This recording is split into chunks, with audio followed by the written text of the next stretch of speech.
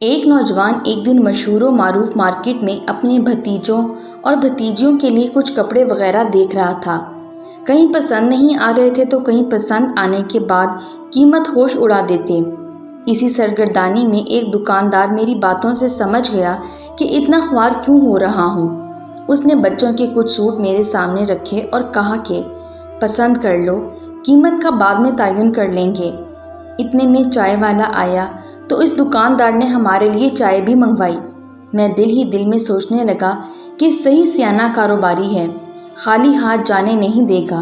اسی اثنا میں دکاندار نے پوچھا کہ کون سے سوٹ پسند ہیں۔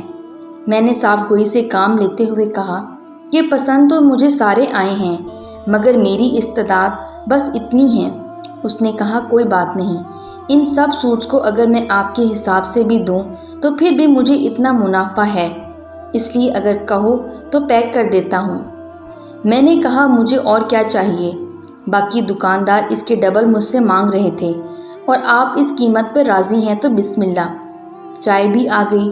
چائے پیتے ہوئے میں نے اس دکاندار سے پوچھا کہ کیا اس طرح کاروبار کرنے سے آپ کو نقصان نہیں ہوگا؟ وہ ہلکے سے مسکان کے ساتھ کہنے لگے، یہ ایک کہانی ہے، اگر آپ کے پاس وقت ہے تو سنا دیتا ہوں۔ میں نے کہا کہ میرے پاس تو وقت ہی وقت ہے، لیکن آپ کے پاس گاہک آتے رہیں گے تو مشکل ہوگا۔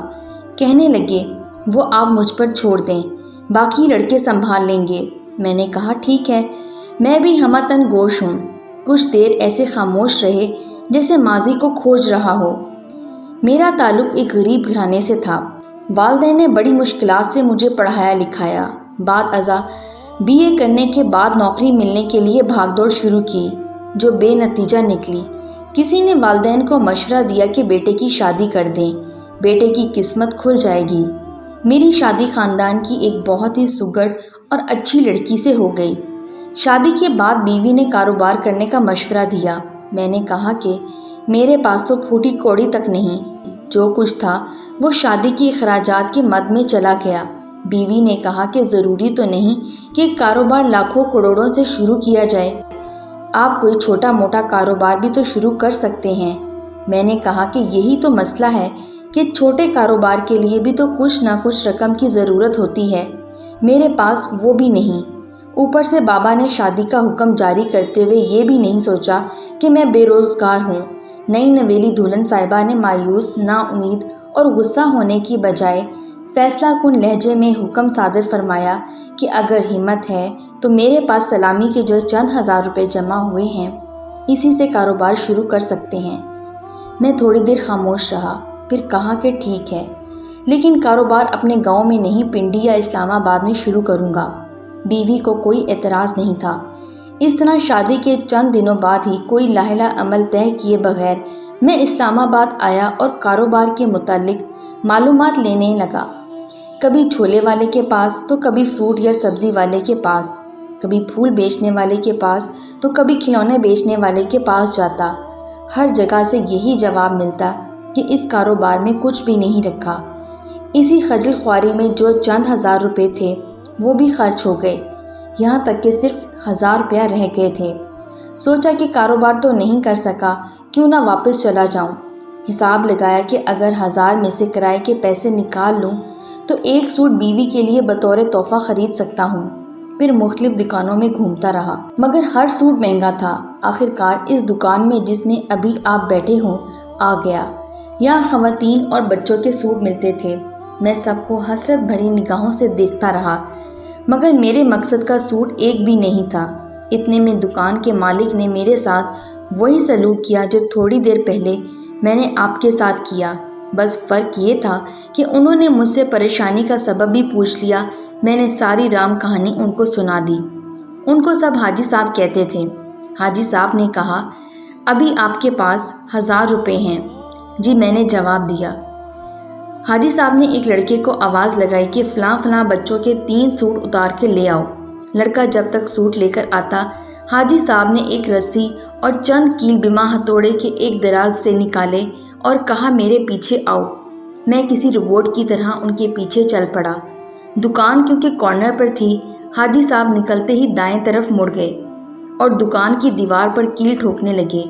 दोनों कीलों को कुछ फासलों पर ठोक कर रस्सी के दोनों सिरों को दोनों कीलों से बांधा और फिर बच्चों के सूट दुकान से लेकर इसी रस्सी पर टांग दिए और कहा कि ये तीनों सूट 80 रुपये के हैं। अब आप कितना मुनाफे के साथ बेचते हैं ये आपकी मर्जी और अहलियत पर मुनहसर है, और जब ये तीनों बिक जाएं तो मुनाफे की रकम मिलाकर सूद में इजाफा करते जाएं।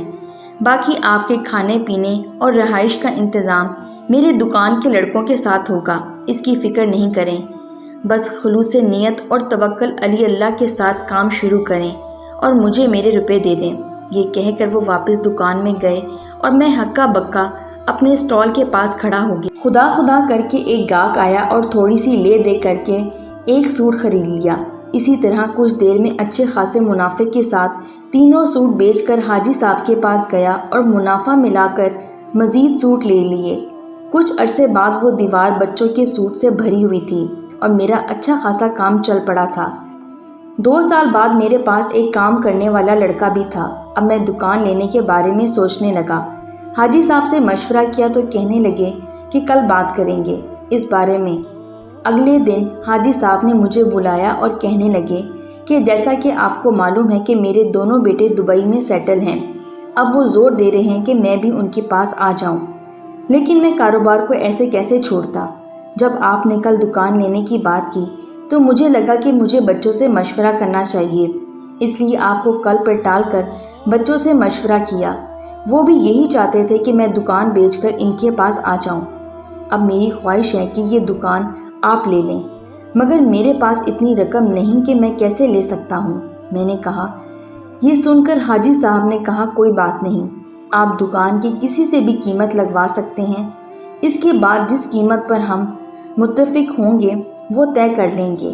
फिर जितना आप नकद दे सकेंगे वो दे देना, बाकी हर महीने या साल में जो आपको मुनासिब लगे मेरे अकाउंट में जमा करते रहिए।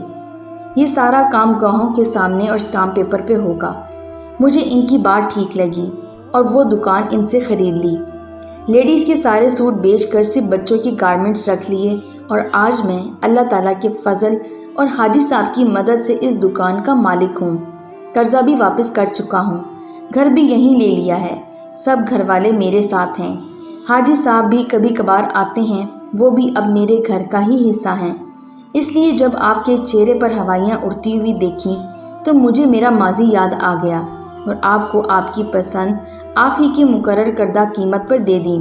मैंने उनका शुक्रिया अदा किया और दुकान से निकलते हुए अल्लाह ताला और इसके निज़ाम पर ईमान और पुख्ता हो गया। इसलिए बेरोज़गार नौजवानों को मेरा मशवरा है, इज़्ज़त से जो काम मिले कर लें। वक्त बहुत कुछ सिखा देता है। मामूली काम करने में कोई बुराई नहीं है। मेहनत को अपना शार बनाएं।